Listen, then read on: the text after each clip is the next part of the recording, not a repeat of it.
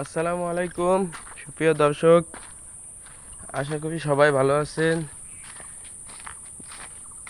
তো ঘাসের বাগানে যাচ্ছিলাম প্রতিদিনের মতো, যেহেতু দুই একদিন ধরছি আমি যে ঘাসের ক্ষেতে যে পিলিগুলা, এই পিলিগুলা করা হয়েছে কাটিংয়ের যে সাইডটা, ওই সাইডটায় পিলিগুলো করা হয়েছে। ওই পিলিগুলা থেকে যে ড্রেনটা, ওইটা আমি একটু ডিপ করে দেবো, প্রায় 1 কোদাল মাটি কেটে ওইটা উপরে উঠিয়ে দেবো, যাতে যখন বর্ষার সময় তখন ওই জায়গাটা ডুবে না যায়।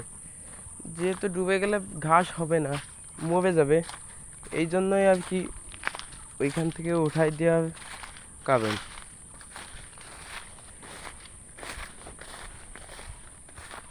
তো অবশেষে প্রচণ্ড গরম পড়লো, আমি অবশেষে চলে আসলাম ঘাসের খেতে। প্রচণ্ড গরম পড়ছে, আর প্রচুর রোদ্দুর, এত পরিমাণ রোদ্দুর বইলে বোঝানো যাবে না, প্রচুর পরিমাণে গরম। তো এই গরমের ভিতরে চলে আসলাম মাটি কাটার উদ্দেশ্যে। তো আমি এইখানে আসলেই আগে সব সাইডটা ঘুরে দেখি, আমি সব সাইডটাই আগে একটা চক্কর দিয়ে আসি যে কী অবস্থা, কারণ ওই দিকটা একটু পিছন সাইড হয়ে যায়, তো সবসময় যাওয়া হয় না, যদিও এই জন্যই আর কি, মানে সবসময় তো বাগানে আসি না, এই 1-1.5 ঘন্টায় বাগানে থাকি। আপনার সেই সময় একটু মনে করেন বাগানটা সেফ থাকে, মানে অনেক বড় বাগান তো, কেউ ঢুকলে টেরও পাওয়া যাবে না, কারণ আমরা তো এখানে সবসময় থাকি না, আর সবসময় থাকা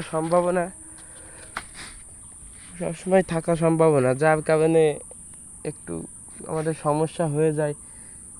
তো তারপরে আলহামদুলিল্লাহ বেশি একটা সমস্যা হয় না।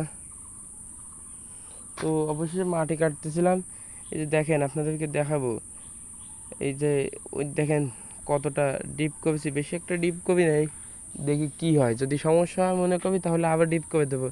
তো এখান থেকে কাটতে কাটতে একটা কোপ দিছি, এরপরে আপনার আমার হাতে লাগছে, অনেকটাই লাগছে, একটা পোষ লাগছে। তো এটা প্রায়ই হয়ে থাকে, যখন ঘাস কাটার সময় আস্তে একটা পোজ লাগে, আমার সারা হাতে এরকম অহরহ আছে, যে ঘাস কাটতে আসলে ওই কোনো দিন হবে না যে আমি পোষ খাই নাই, ঘাসের পোষ লাগবেই, সে যাই হোক না কেন। তো আলহামদুলিল্লাহ ঘাসগুলো বিক্রি করে দেওয়ার চিন্তা ভাবনা করছি, যেহেতু গরু 2টা থেকে একটা কোরবানি দিব, আর একটা থাকবে, এই জন্য ভাবছি বুনা ঘাস কেটে খাওয়াই, আর আপনার এক সাইডে ঘাস আছে ওইগুলা কেটে কেটে খাওয়াই। যেহেতু একটা, এই জন্য এই এই যে ঘাসগুলা, কাটিংয়ের যে ঘাসগুলা, এইগুলা বিক্রি করে দেবো,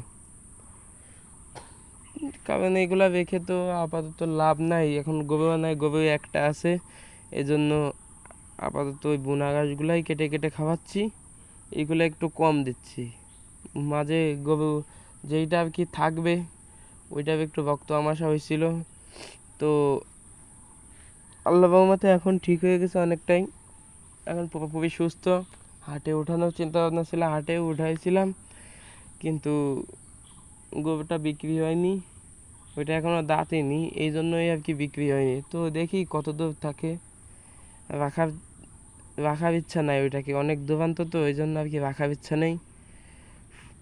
তো এই মাটি কাটতে আর কি অনেক সময় লাগবে, আমি ভাবতেছিলাম একটা লোক নেব, তো দেখি ঈদের আগে তো হবে না, ঈদের পরে দেখি যদি লোক নেওয়া যায়, লোক নিয়ে একজন নিয়ে আর কি দেখি কতদিনে, 2-3 দিন হয়তো লাগতে পারে। তো দেখলাম যে আমি আগে কেটে দেখি কীরকম হয়, তো প্রত্যেক দিন এক পেলি করেই যদি কাটতে পারি তাহলে মনে করেন অনেকটা আগায় যাবে।